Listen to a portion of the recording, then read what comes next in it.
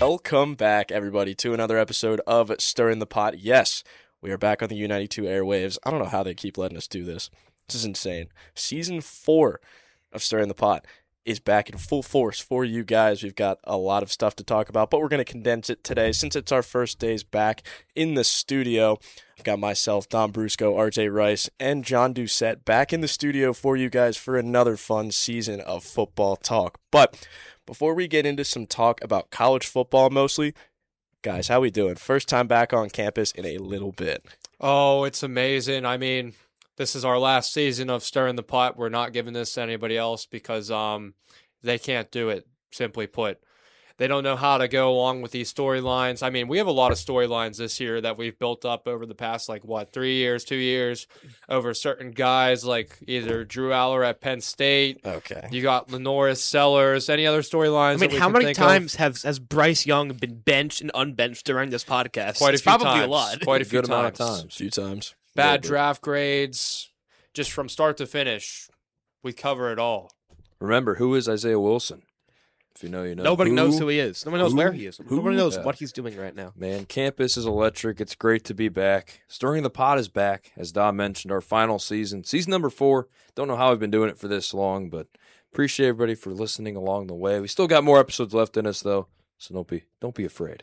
Yeah, we're like an older bell cow back. We still got something left in the tank. Still got something left to prove. Hey, It's Najee Harris just worked out today for the Giants. I mean, he's still going strong. We can still go strong. This is our playoff Lenny year. I think of it like, you know that credit card company that keeps sending you mail? Capital One? Yeah, Capital One. It's always We're like Capital One. We keep coming back. And it sometimes it gets a little bit annoying, but guess what? You're going to deal with it. Yeah, you might not like it. Some people do, but you're going to listen nonetheless. All right, let's get into some college football talk. We're just going to be going over some preseason expectations for some teams.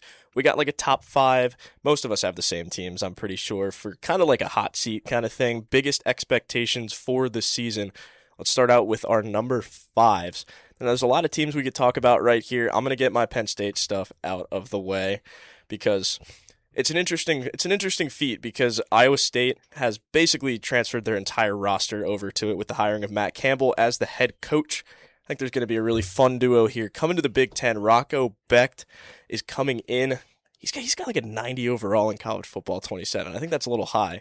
I got kind of a jump scare yesterday playing CFB because it was talking about Benjamin Brahmer. Now he's a huge human being. I think he's going to do a lot of damage in the Big Ten. Now Penn State has a very, very, very easy schedule. I think the only 2 big teams that they play, so to speak, would be USC and Michigan. I kind of have those as scheduled losses being a Penn State fan my entire life. But personally, I think the expectation is you get at least 9 wins this season, and I think if you get anything less than 9 wins, obviously John's going to talk about how there's a grace period. It's Iowa State again. It's literally the Penn State Cyclones. I think there's a lot of expectations this year. I mean, there always are at State College. I mean, that's just a very proud football tradition right there. I just kind of have trouble putting a guy in their first year on that list. That's going to kind of be reflective with my next pick. I know you guys are probably going to have this guy a bit higher. I've got him on the lower end just because I think for any first-year head coach, you're going to get a bit of a grace period. I mean, this is the same school that just gave Brian Kelly 3 years. I got LSU at my 5 spot for most pressure. Obviously, Lane Kiffin, highly public arrival in Baton Rouge, out of Ole Miss, leaving a playoff team halfway through. I mean, they're going back there this year. That's going to be an awesome game. Probably, I think, at least for me, my most anticipated game of the year when he goes back to Oxford in the fall. They got Alabama, they got A&M, they got Clemson in week 1, a rematch of that amazing just barn burner of a game last year. But they had a really big transfer class. Obviously, Sam Levitt's the headliner out of Arizona State. We saw him 2 years ago in the college football playoff. Very talented quarterback, even though he did not know where Louisiana was in his first press conference.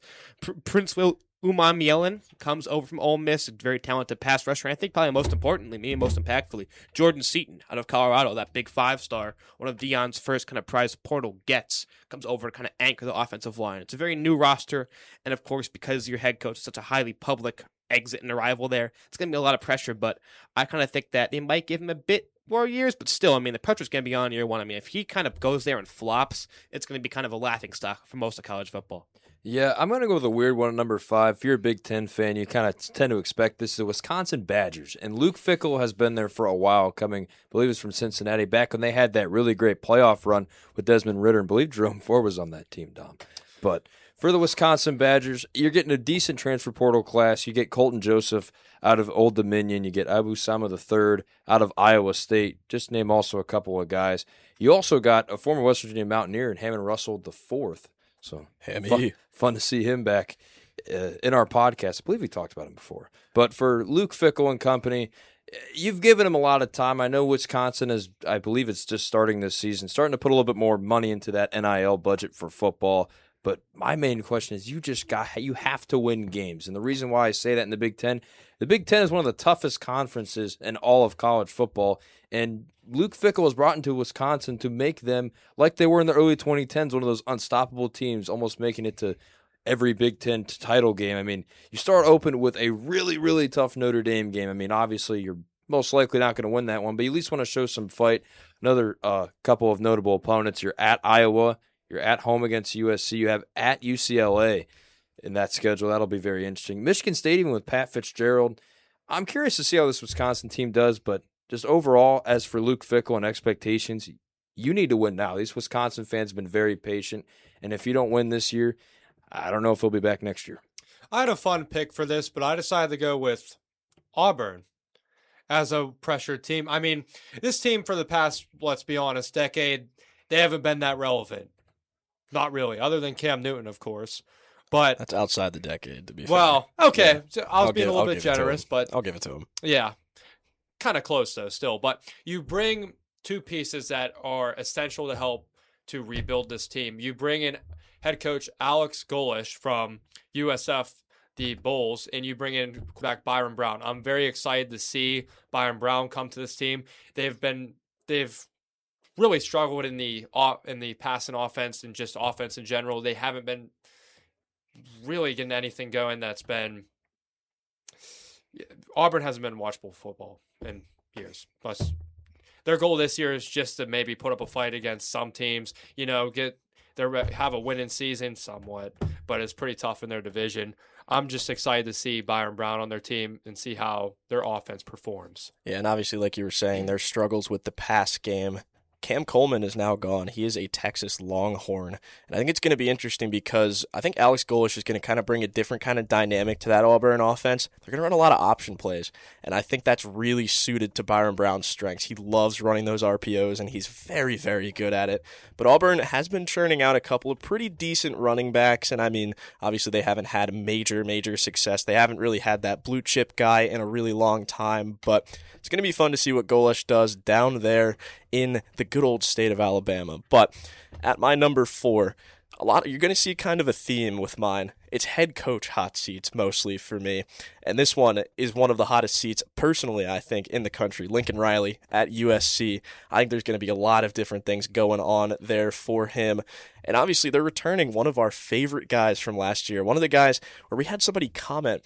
It was one of his family members commented on a reel that we posted. Jaden Mayava going back. Aunt, yep. It was Jaden Mayava's aunt that commented on our Instagram post. That was actually really cool. But I think he's got a lot of expectations coming into this season. You got Wayman Jordan back as well. You got a good running back room. And I think this USC team, this is probably an all-time high, at least since they were really, really good back then. Back in the Sam Darnold days. I don't want to talk about that. We don't talk about that bowl game, especially if you're a Penn State fan. But I think this USC team is going to be really fun this year, and I can't think of a much hotter seat than Lincoln Riley right now. I got USC right there with you. I'm really excited to watch Jaden Mayava this year. I mean, he kind of had a very underratedly good season last year. Could have gone declared for the draft, decides to stay another year, and I think you could be seeing him fly up draft boards this year because he's gotten better every year he's been there, and I think, as you mentioned, Connor, they have a great running back room. Wayman Jordan and King Miller. Is it King Mack or King Miller? It's King Miller. King Miller. I'm mixing up my Kings right here. But they got a very talented running back room. They're going to need to replace some guys in that receiver room. Obviously, Mekhi Lemon and Jacoby Lane were big parts of that offense last year. They both heard their names called in the draft this April. But I think for USC, I like the team a lot. They have a brutal schedule. I mean, they got Oregon's coming to their place. Washington's coming to their place. They're going to Happy Valley to play Penn State. They got Ohio State coming there. They're going to Indiana.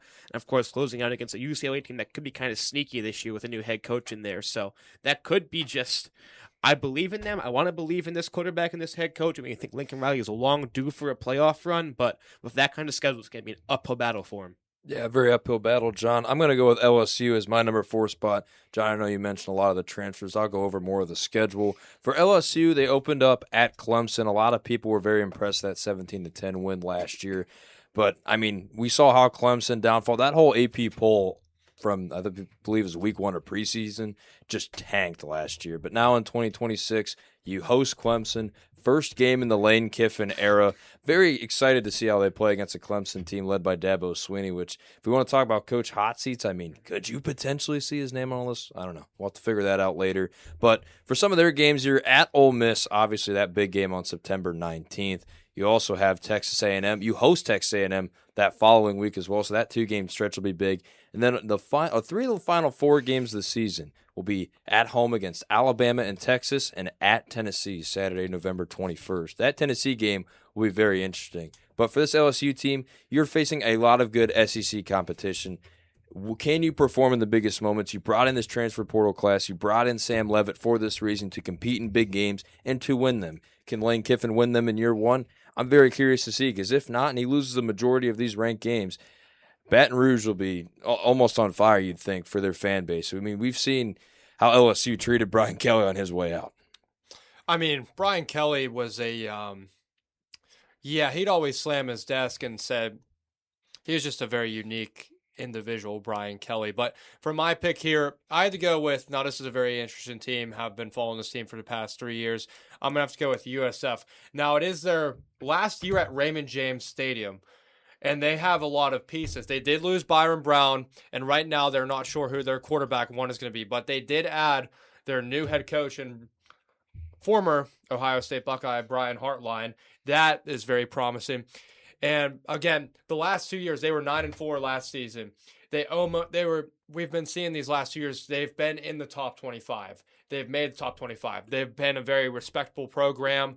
And with Byron Brown and Alex Golish, they have been a fun team to watch. But this is the year that fans are hoping that they make a push. This last year, this goodbye year at Raymond James Stadium before they get that apparently awesome new stadium. I don't know where it's going to be. I don't know what it's called, but they're getting a new stadium that's actually theirs because they're becoming a better program.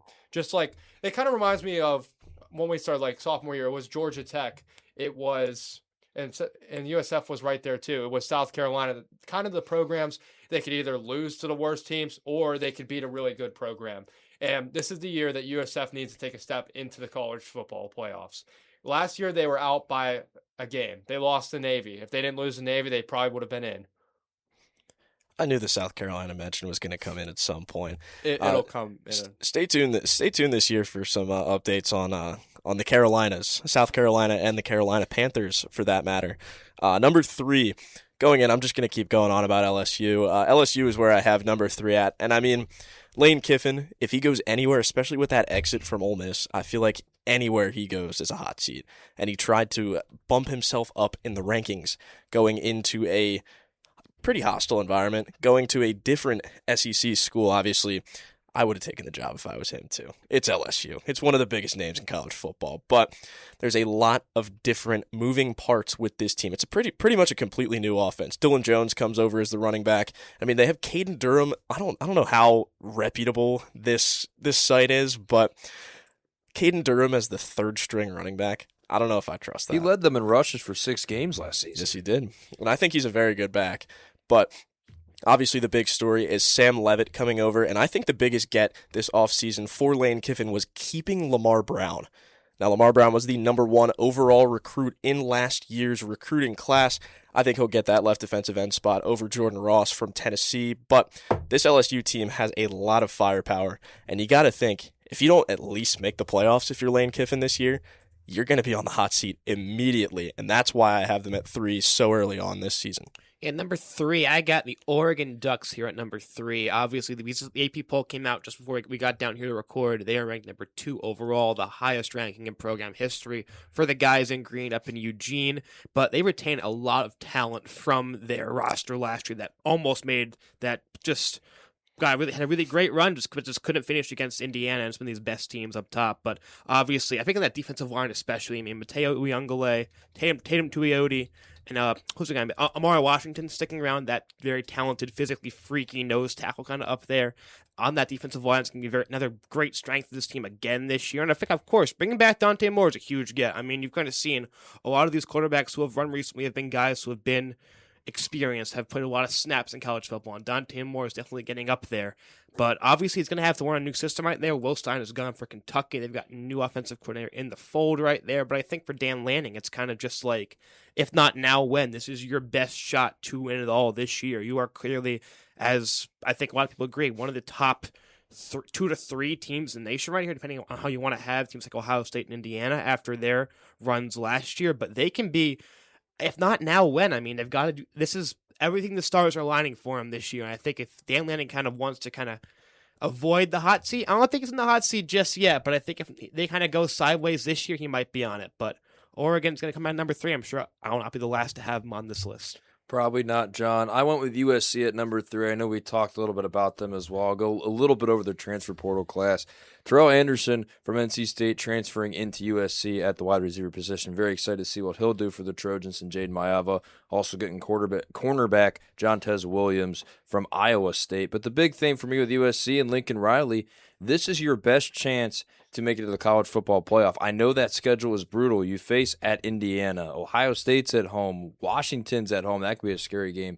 And Oregon is at home as well. That Oregon-Washington back-to-back, September 26th and October 3rd, will really, to me, define what this USC team is. You're almost around midseason. That'll be right before you travel to Happy Valley, with which, Connor, hopefully that'll be the whiteout game for Penn State, because if not, it'll be thanks to Fox. But I'm really excited to see what USC will do. I think for Lincoln Riley and USC, they poached him from Oklahoma and Caleb Williams because they wanted the college football playoffs and they wanted to be an automatic contender up with these other Big Ten teams in the first couple of years, and that didn't end up happening as well.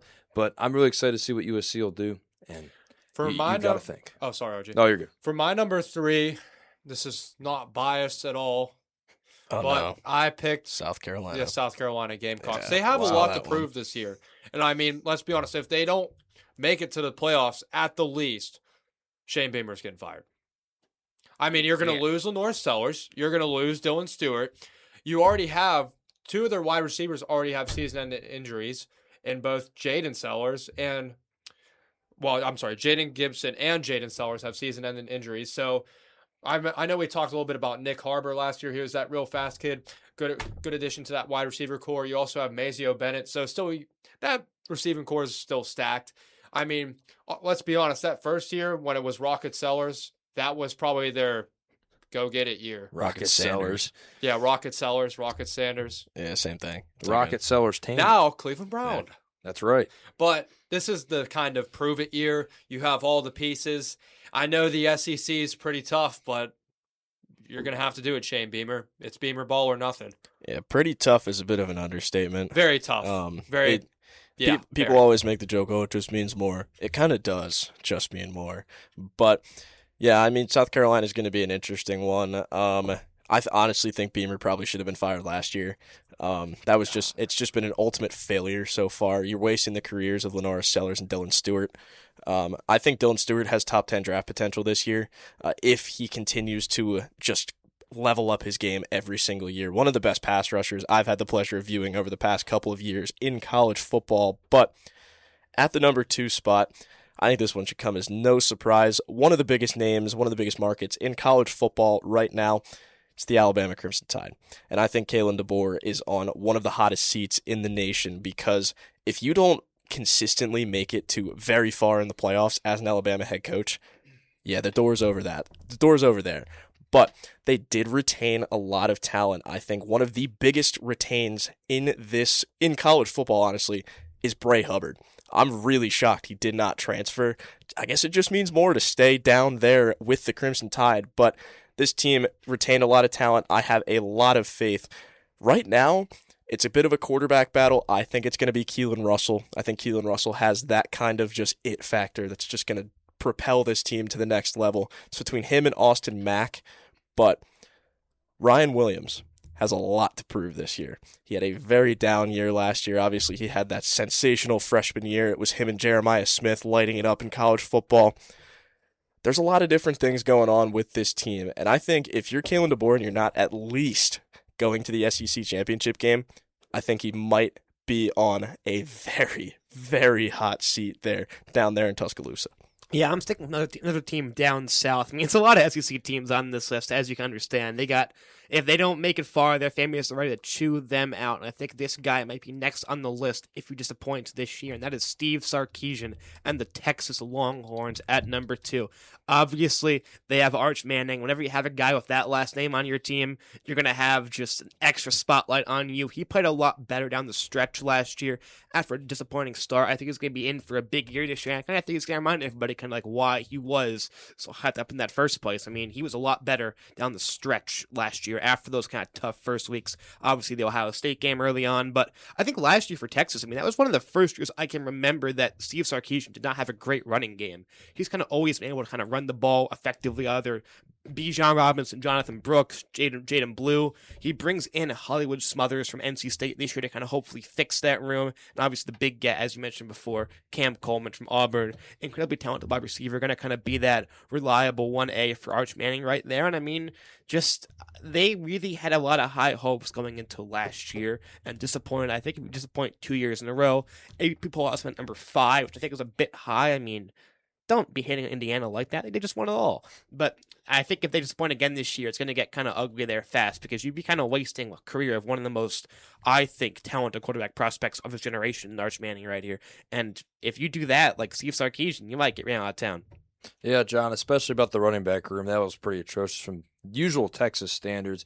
I'm going to go with what Connor had as well, Alabama at number 2 for Kalen DeBoer in Alabama. I mean, Nick Saban set the standard. I mean, he is arguably, I would think, the greatest college football coach of all time, multiple national champions, just so much NFL talent. But for Kalen DeBoer, I mean, it's just kind of been a little bit iffy. I mean, even I believe it was the Auburn game last year, they looked really shaky. They almost lost that game. Yeah, it was a 27-20 victory.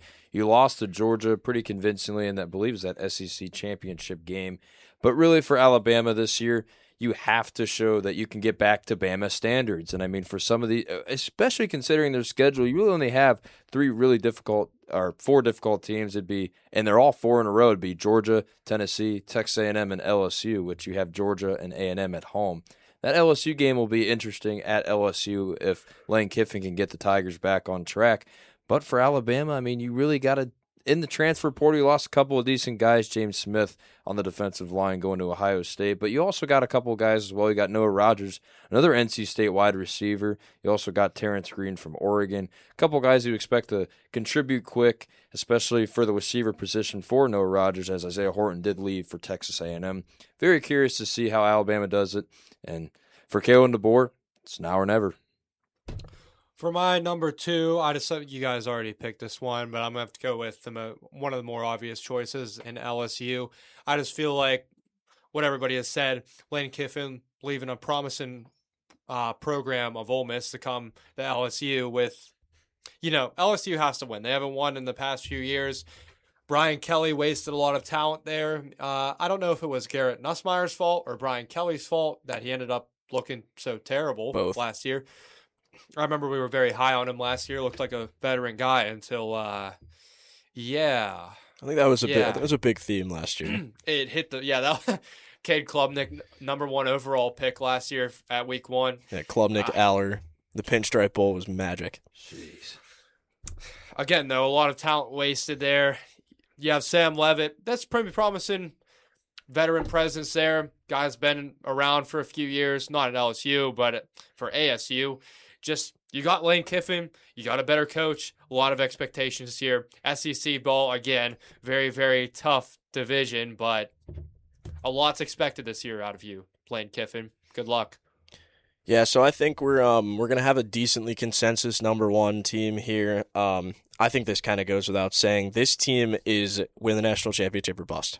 and I think that's pretty well said.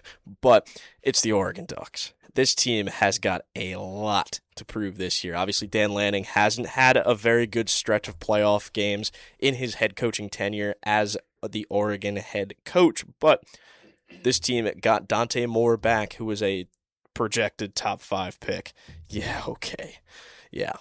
Dante Moore is here. Dylan Raiola actually transferred in to be the backup to Dante Moore, so you never know. There could be an interesting storyline there if somebody goes down with a practice injury, but obviously they did retain a lot of guys. Evan Stewart coming back in here, DeCorian Moore as well.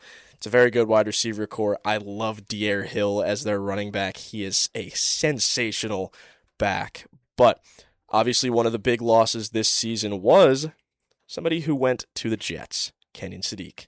And I think that's going to show in this offense. But I think on defense, you're going to see this a lot with me this year. I've changed my kind of like go-to guy in college football.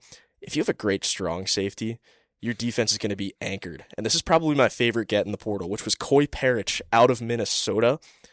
Now, did I know he was going to transfer to a big team? Yes. Did I think it was going to be Oregon? No. I thought he was going to go to Alabama. I thought he was going to team up with Bray Hubbard, and I thought they were going to make the best 2 safety tandem in the NCAA. But Coy Parrish and Trey McNutt. Trey McNutt's coming off an injury, obviously. Shout out Nico Corretto, Shaker Heights. Yep. But this is going to be a really fun team to watch, and it's national championship or bust for Dan Lanning. Yeah, I mean, yeah, definitely, especially in this year. But I got your number 2 team, my number 1 team, Connor, and I understand you're high on the Crimson. You're kind of hopeful for the Crimson Tide. I am the opposite. I am very, very low on the Crimson Tide this year, and I think Kalen DeBoer might get ran out of town sooner rather than later. And I think it's just because of one reason: they just got dominated in the trenches all last year. They had a talented quarterback in Ty Simpson. He went in the first round. They're going to have one this year, no matter who wins that quarterback competition between Austin Mack and Keelan Russell. But they have no O-line to keep them up. They were 4th in the SEC in sacks allowed last year. They were just horrible on that, and they only retain one starter. They lose Caden Proctor, probably the most reliable guy on that O-line. And on top of that, you couldn't run the ball last year, and AKD was kind of going to be the guy who's going to take over that running back room. He's out for 6 weeks now. You've had a 5-star freshman miss practices in the running back room. I mean, I just feel like it's going to be a repeat of last year for him with a worse quarterback. And I mean, that defense has talent. Bray Hubbard's there. Xavier Brown's a big guy. He had that big pick six against Tennessee last year in that heated matchup right before halftime. But their O-line, their running back room they're just so bad. I don't think they can win in spite. I don't think they can win in spite of those. And I think that despite all the talent they have on this roster, and despite all the great recruits that Kalen DeBoer has brought in, they're just going to be doomed by the same thing that doomed them last year. If they just can't keep their quarterback up. I mean, there's no like more pivotal moment in like how college football has changed than watching them lose 38-3 in the Rose Bowl last year. I mean, imagine telling someone that even 5 years ago. It'd be really insane, especially you got dominated on both sides of the trench. It's just not good for Alabama. I agreed with Connor here as well, putting Oregon at number 1, and I think it's more of expectations for Dan Lanning rather than necessarily coach's hot seat. I really think for Oregon, the Coy Parrish pickup was one of my favorites as well, coming out of Minnesota. I thought he almost could have been a Buckeye, but he went to the Oregon Ducks. Also getting Raiola, kind of the same pathway as Dante Moore. I believe Moore transferred from UCLA to Oregon and then eventually ended up starting. But for the Oregon Ducks, their schedule this year a little bit more interesting. You're at USC is really your first big opponent in week 4. I really think that game could potentially go either way if this Lincoln Riley team, especially on the defense, which is led by Gary Patterson for USC, can show up in a big game. But you also have, towards the end of the year, you're at Ohio State, and then you travel back home to face Michigan. Michigan State should be an easier win, but then that Washington game at home, the last game of the season, we've seen what Washington-Oregon matchups can produce in past years. That should be an exciting matchup to end the year for the Ducks. But really, it's more of just, for Dan Lanning, it's in the playoffs. I mean, it's not really a question if you can make it to the playoffs. Can you make it far into the playoffs? Can you make it to the national championship game? And on the biggest stage in college football, can your team get the victory? I think that's for Dan Lanning. That's the question everybody's asking Dan Lanning. Can you win a national championship at Oregon? This year will be probably one of the best years to find out. Yeah, and RJ, that's kind of the question for this year. It's natty or bust, basically, is what a lot of people are saying for Dan Lanning.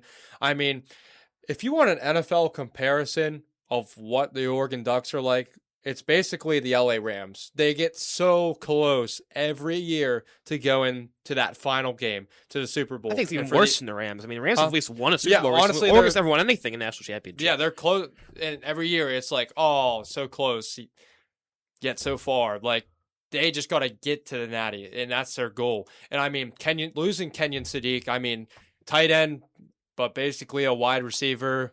I mean, I hope the Jets treat him well. Honestly, John, that's a He's great hurt pickup. right now. He's not practicing. Well, okay, all right, It's then. not Well, Prince Chief. okay. But yeah, Dante Moore, greatest thing I saw from him last year was whenever he won that game against Penn State in the whiteout game. And yeah, DeCorian Moore, also a good wide receiver. I mean, you got a lot of pieces that remain in Oregon, and this is the year you either get it all or you go back a few pegs there. I think obviously the biggest loss, so to speak, would be Dylan Tiedemann Yeah. from this defense, but you just go out and replace him. And they literally did that. They got Coy Parrish, and I think you couldn't ask for much more if you're Dan Lanning, especially in a really, really competitive transfer portal nowadays. Obviously, if you have more money, it's basically like it's basically just like money spreading in front of a bunch of people. It's just like, hey, I have more money than you. But yeah, that's gonna do it for our preseason hot seats, I guess you could say. I don't really know what to call this segment, but Pressure rankings, pressure cooker. this is this is like the rice cooker, yeah. The pressure cooker. Is that the rice robot RJ owns, or is that the rice cooker you have in the apartment? I don't know. Good. Smaller scale, so probably rice Yeah, robot. probably the robot. Let's get into the AP poll before we do just like 5 minutes about talking about some NFL football. Get a little bit of NFL football in for you guys today. But at number 1, the preseason number 1 ranked team is Ohio State. Number 2, Oregon. Number 3, Georgia. Number 4, Notre Dame. And rounding out the top 5, the Texas Longhorns slotted at number 5. Number 6, John's favorite team in the entire world, the Indiana Hoosiers, reigning national champions. Number 7, Miami. Crazy. Number 8, Texas A&M. Number 9, Ole Miss. And rounding out the top 10 is the Oklahoma Sooners. Number 11, Lane Kiffin's first year at LSU starts about 11 in the preseason poll. Number 12, Texas Tech. Who would have bet on that? Number 13, Alabama. Number 14, BYU. And tied at number 14 is the USC Trojans. Down to number 16, Michigan. Number 17, Washington. Number 18, this is really scary, Penn State. Number 19, SMU. Number 20, another team with a lot of expectations and another coach on the hot seat, Josh Heupel and the Tennessee Volunteers. Number 21, Utah. Number 22, shout out Andrew Metzger, A&F, Iowa. Number 23, Houston. Number 24, Louisville. And rounding out the top 25 is the Missouri Tigers. Guys, what are your thoughts? Quick question: who's Mizzou's quarterback? Austin Simmons, the guy who was supposed to start at Ole Miss last year. He's a pretty good quarterback. Love I Austin think he's going to Simmons. be a good this year. More than Bo Pribula? He's not there anymore. Bo He's at Pribula? UVA. Bo- Virginia. Bo Pribula Pribula, he's in Virginia. is in Virginia, yes. I just want to mention that just missing the poll is Clemson with 112 votes. I'm not Crazy. sure how. Who is their quarterback? Is it? They don't have a I quarterback don't know right who their now. quarterback is. I don't think I can name a single person on that roster right now. Actually, I have a buddy who works for athletics for Clemson. He does like filming and stuff like that. They've been purposely filming wide receiver catches in their camp to get it away from the quarterback. So you just see the ball. Oh, my Lord. It's really funny because there's a big quarterback battle going on down they there. could have easily been on our pressure list because Dabo Sweeney, I think the game is passing them by. I mean, finally went to the portal. Took him long enough. He finally went there. But I kind of see a clear top 7 on this list. I think the top 7 are pretty clear. Like starting at Miami upwards. I think one of those teams. I think Indiana and Miami are a bit too low for my liking. I mean, Indiana retains Shocker. retains their coordinators. They got a really good quarterback in Josh Hoover back, and I love this Miami team. I think we're going to have one of the most. I think they might be my natty pick right now if I had to say it. Oh, they my have. God. But they just dismissed Cam Vaughn. Oh no! He's their Anyways, deal breaker. Yeah, that and you lost both edge Wait, rushers, too. you but just they go- replaced Oh, no. they replaced their edge rushers with some very talented people. I mean, they got Jason Fair. Taylor as I think the best D-line coach in the nation right there. And I mean, they're keeping both of their offensive great players. They got a great quarterback, Darian Menser from Duke, comes over there in a kind of controversial take, but I kind of feel like from Ohio State to Miami, one of those teams is going to win it all this year. I kind of see a clear delineation starting at Texas A&M. Was that former TCU quarterback Josh Hoover? Yes, It is. Yeah. At Indiana right now. Oh, wow. I think the only reason that LSU is below Oklahoma is because Oklahoma kept John Mateer. Yes. Yeah, I think that's it. I think that's fair. I mean, for most of this AP poll, you can at least explain it. I think Notre Dame being at 4 makes sense. I mean, C.J. Carr is supposed to break out, have a really good year for Notre Dame. Leonard Moore as well. I think really as well. I mean, Indiana, I think at 6 is fair enough. I mean, you lost a lot of talent to the NFL, Mendoza included. I mean, will Josh Hoover have a Mendoza-type season? I mean, we never know. We weren't really talking much about Mendoza this time last year. Looking down lower at the poll, though, kind of see that Big Ten mix of Michigan, Washington, and Penn State. I think that'll be fun, potentially, if they win a good amount of games early in the year. You could see them rise up the rankings as well. And also, yet again, shout out to Iowa making it in there at number 22. ANF. And even Louisville at number 24. I think they could have a potentially really good I season. think they can make everything. They could be a sneaky ACC win team right Oh, there. yeah. I mean, this is preseason, so I'm not really. I don't have many arguments here. I feel like I've Until the seen the show same gets poll. going. I feel like I've seen the same poll 1,000 times. Yeah. Like Iowa 22. Yeah. Where's Iowa at? 22. Iowa Iowa's at at 22 22. feels so right. I mean, you're sneaking Louisville in there. Yeah. USC and Michigan at 14 through 15. Iowa's just at the place where they belong. Iowa's just going to live there forever. I mean, I don't think they're going to move from that at all. Perennial 22 rank. Hey, where's WVU at? Nowhere can't near believe the rankings. Clemson got Florida getting votes. Crazy. I don't think UCLA got a single vote either. I don't think UCLA got one, which kind of surprised me considering that Western I Michigan. I thought they get got like one. 2 votes. Virginia got a single Yeah. vote. Yes, I they think did. Arizona has 32 votes, kind of a bit. They can get in there pretty quickly. I think. I mean, Noah Fafita's been here for forever. It feels like. So. Why Yeah. is Boise State getting that many votes? Maybe Conference tax. Yeah, that group of 6. That's fair, I guess. Yeah. The one thing that I love from these votes is the fact that Navy got more votes than a lot of teams. I love that. Shout out Support our Navy. troops. More votes than South Carolina. Yeah. Yeah, they even as have they that? should. They even have. They have Oh, I know, 10 they're they tied have at 10 10. votes. Wow. Yeah, so they're tied. South Carolina. Oh, that's TCU. That's got 11. Yeah, TCU has 11. Boise State has 43, and Clemson has 112, and they don't even know who's going to be their quarterback. Just on the outside. So they're 26. They're really close to 25 with Missouri. So if Missouri has a little bit of a shaky game, you can see them switch. Yeah, teams getting votes are Clemson, Florida, Boise State, Arizona, TCU, Navy, South Carolina, Illinois, Oklahoma State. That's going to be a fun one to watch. Oh, yeah. A lot of turnover on that roster. Vandy, team we won't mention, Virginia Tech, Minnesota, UNLV, New Mexico, Georgia Tech, Louisiana. Is that the Raging Cajuns? I think, yeah. Wow. Jeez. It's not Louisiana Tech. Well, I would hope it's not Yeah, Louisiana no, Tech. they're pretty bad. Yeah. James Madison, Auburn getting 3. That's crazy that the Raging Cajuns have more votes than Auburn. I don't think it's going to last long, but still. Preseason. Cal getting 2 votes, and then rounding it out with the teams getting 1 vote, Liberty, Western Michigan, Tulane, and Virginia. Touchdown Western. Touchdown Western. No! Shout out the Mid-American Conference. All right, that's probably going to do it for our college football talk. We've got maybe 2 minutes left. Do you guys want to go over some NFL storylines before we go in? There's a lot of interesting running back contracts coming out now. I think we should just start and clear the air. The Atlanta Falcons are doomed. Yes. Yeah. Can we start there? Yeah. So, obviously, if you watch the first preseason game, so they have 2 left-handed quarterbacks that share a brain cell.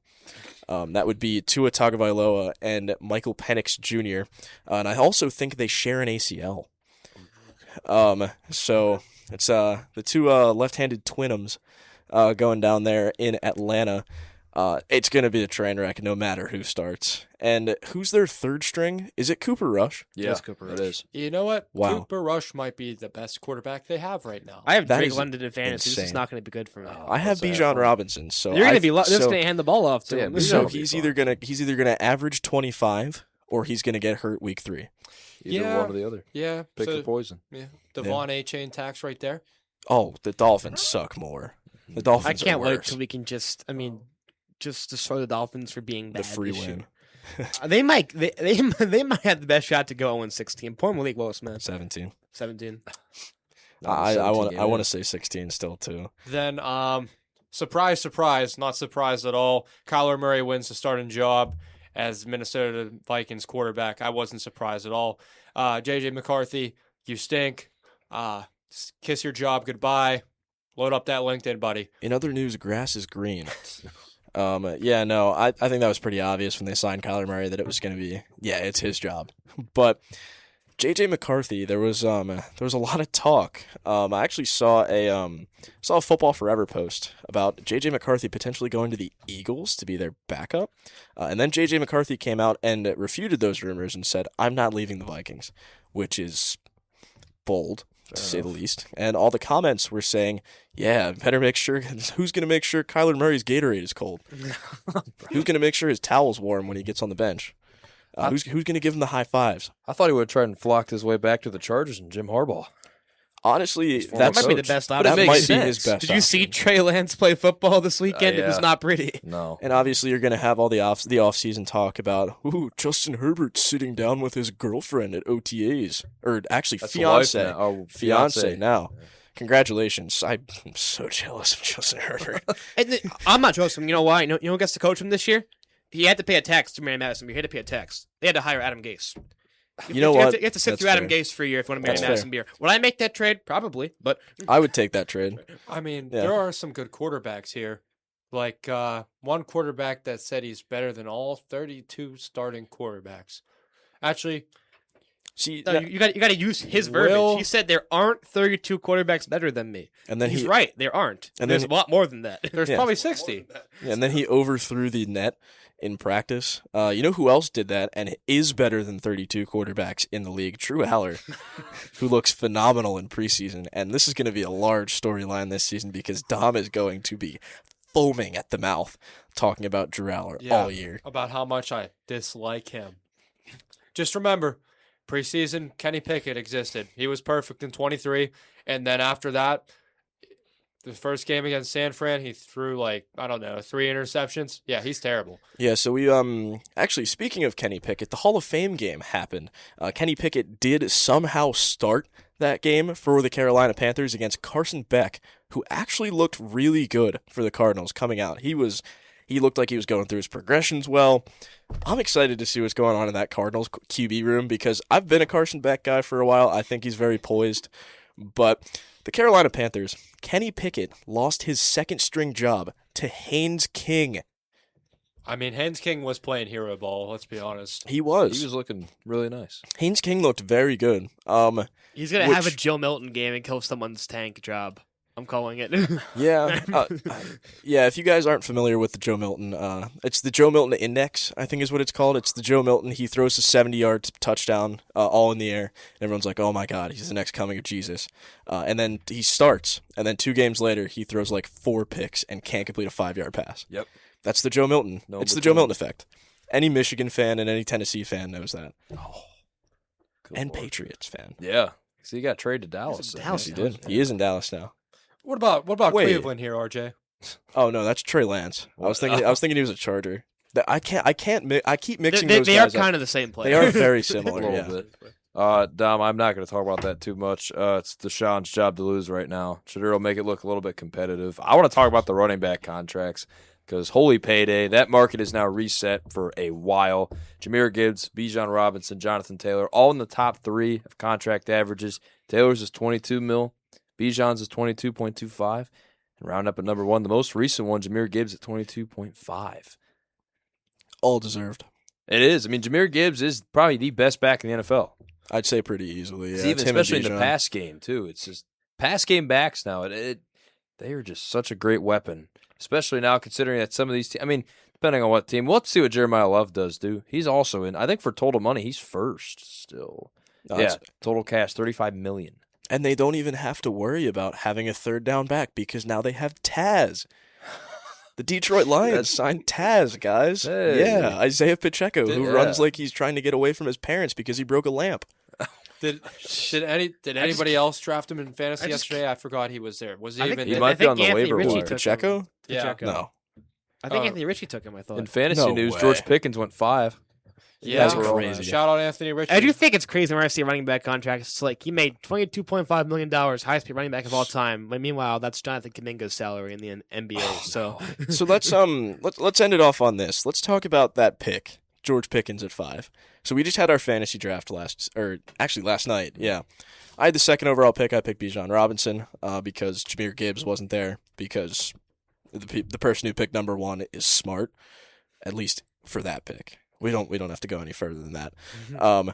But the number 5 pick rolls around, and there's a lot of good wide receiver talent on the board. Jamar Chase fell down. There was JSN was still there. Former, actually reigning offensive player of the year. No, defensive player of the year. Remember that award? Yep. He got mailed the award, and it had defensive player of the year. I think it happened twice. I mean, and typically, honestly, most wide receiver ones, other than Zay Flowers, you stink, by the way, dude. He's like. But Jacoby Myers. Jacoby Myers? Oh, Yeah. I don't have like He's a any wide wide receiver receiver one's good. Like Ted McMillan would have been better than George Pickens. Trey Tucker. Trey Tucker would have been better than George Pickens because you're getting more volume. Ted McMillan's better than George Pickens. Well, I don't fantasy think so. points wise. Whoa. I don't Fantasy I'm not going to go that points far. Well, if it makes you feel any better, Zay Flowers and Justin Jefferson have the same contract, $35 million a year. Because it's that Zay Flowers. They need to extension. pay Justin Jefferson like an extra $50 million to compensate for having to play with 9. They need to just give him like a pseudo signing bonus. I'd rather be throwing the Rashad Bateman. Sorry. So Wow. We're sorry, Wow. bonus. But to end it off, if the 5th pick rolls around, Jamar Chase, JSN, they're both still on the board.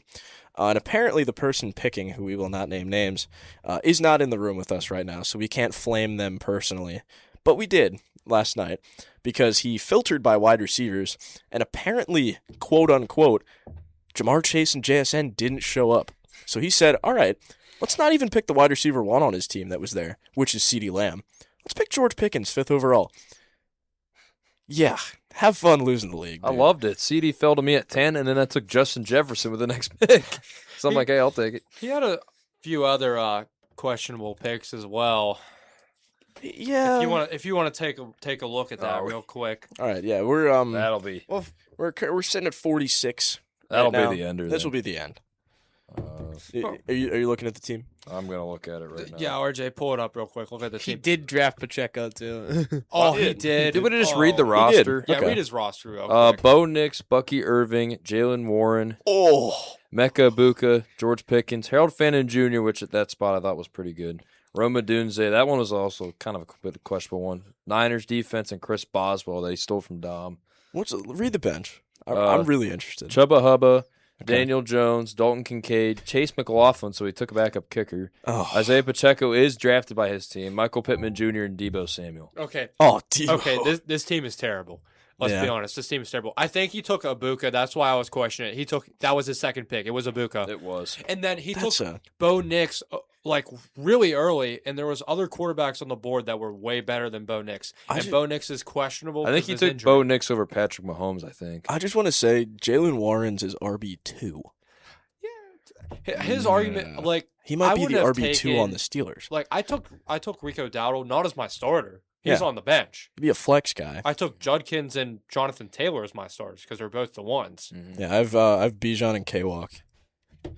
Yeah, like you're not taking a running back 2.